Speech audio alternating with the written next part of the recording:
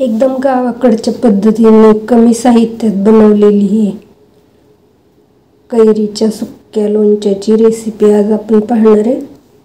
तर खूप सोपी पद्धत आहे आणि खूप कमी साहित्य वापरून तयार केलेले हे लोणचं अतिशय चविष्ट असं हे लोणचं रेसिपी। तर तुम्ही हे लोणचं केलं तर तुम्ही वर्षभर कसं स्टोअर करून ठेवायचे या सर्व टिप्स सहित ही रेसिपी दाखवलेली आहे। तर करूया आपण रेसिपीला सुरुवातच। तर या ठिकाणी आपण 1 किलो कैरी घेतलेली आहे। कैरी कशी निवडून घ्यायची, एकदम आंबट असणारी कैरी या ठिकाणी वापरायची।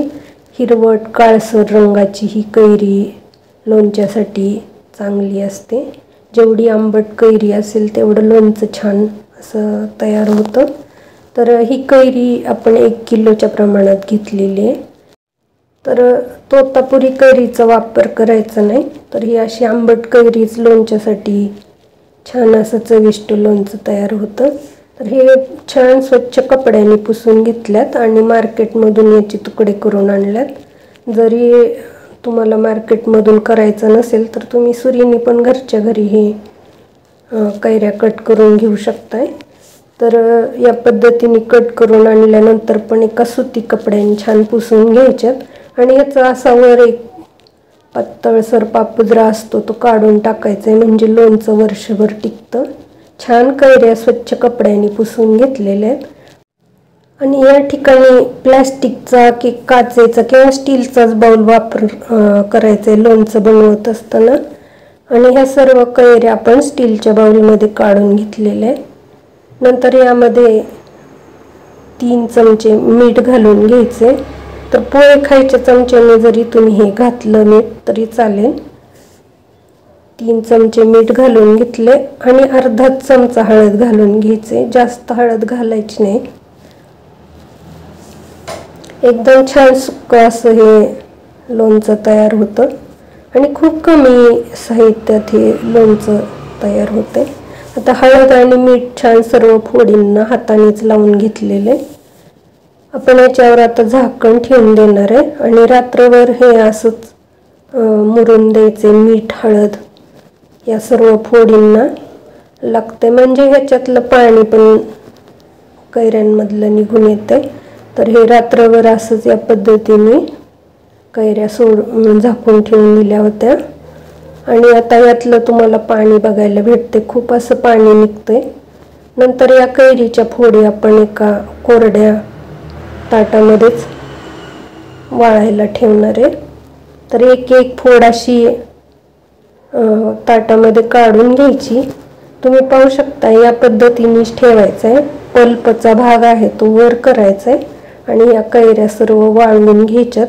आता या कैऱ्या 4 ते 5 उन्हात ठेवून वाळवून घेतलेल्या आहे। सुती कपड्यावर जरी वाळत घातल्या तरी चालण्यासारखे। आणि हे पाणी राहिले हे आपण फ्रीजमध्ये वाटीत ठेवून देणार आहे। आता हे 4 ते 5 तासानंतर कैऱ्या छान उन्हात वाळलेल्या आहेत आणि इतपतच वाळवून घ्यायच्यात, खूप कडक पण वाळवून घ्यायच्या नाहीत। एकदम सुक्कं लोणचं होतं त्यामुळे खूप छान चवीला लागतंय। नंतर आता लोणच्यासाठी लागणारा मसाला करायचा आहे। गॅसवर पॅन ठेवलेला आहे आणि पॅनमध्ये अर्धी वाटी मोहरी घालून घेतली। मोहरी छान खमंग वास येईपर्यंत भाजून घ्यायची। मोहरी काढून घेतली ताटामध्ये। पोहे खायच्या चमच्याने 3 चमचे मेथी दाणे पण भाजून घेणार आहे। सर्व वस्तू मीडियम गॅसवरच भाजून घ्यायचे, म्हणजे त्याचा वास छान खमंग असा येतो लोणच्याला। मोठी आच करून ह्या सर्व वस्तू भाजून घ्यायच्या नाहीत। मेथी दाणे पण ताटामध्ये काढून घेतलेले आहेत। आता ह्याच पॅनमध्ये आपण त्याच पॅनमध्ये आपण पोहे खायच्या चमच्याने 2 चमचे जिरे घालून घेतलेले आणि 1 चमचा बडीशोप घालून घ्यायची। तर याच पद्धतीने तुम्ही हा मसाला करून लोणचं तयार करून पहा, खूप छान चविष्ट लोणचं तयार होते। जिरे आणि बडीशोप भाजल्यानंतर 5 सुक्या लाल मिरच्या घालून घेतलेल्या त्याही याच्याबरोबर भाजून घ्यायच्या। आता हा मसाला सर्व एका ताटामध्ये थंड करायला ठेवायचा आहे। आता हा मसाला थंड होईपर्यंत आपण त्याच पॅनमध्ये 2 पळ्या तेल घालून घेणार आहे. तेल छान तापवून घ्यायचे. शेंगदाण्याच्या तेलाचा वापर लोणच्यासाठी करायचा आहे. तेल तापवून छान घेतल्यानंतर तेल पण थंड होईपर्यंत एकदम कडकडीत असं हे तेल तापवून थंड करायला ठेवायचे. तेल थंड होईपर्यंत हा मसाला आपण मिक्सरमधून वाटून आणायचा आहे.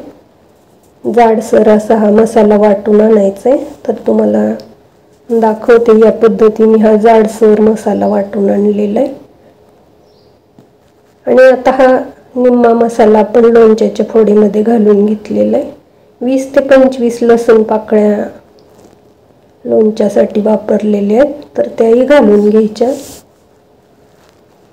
आणि थंड केलेलं हे तेल पण या लोणच्यावर घालून घ्यायचे. जे पाणी आपण काढून ठेवलं होतं त्यातलं निम्मच पाणी यामध्ये घालून घ्यायचे. फक्त मसाला भिजेल एवढंच पाणी या ठिकाणी वापरायचे. आपल्याला हे सुक्कं लोणचं बनवायचे, त्यामुळे पाण्याचा जास्त वापर करायचा नाही. आणि हे पाणी काढल्यानंतर फ्रीजमध्ये ठेवायचे. तर ते पाणी निम्म आपण घालून घेतलेलं आहे. आणि राहिलेला हा मसाला पण लोणच्याच्या फोडींवर घालून घेतलेला आहे. कोरड्या चमच्याने छान असं मिक्स करून घ्यायचे. हा मसाला सर्व फोडींना लागेल असं हे लोणचं मिक्स करून घ्यायचे. आता परत आपण यामध्ये 2 चमचे मीठ घालून घ्यायचे. या ठिकाणी पोहे खायच्या चमच्याने 2 चमचे मीठ घालून घेतलेले.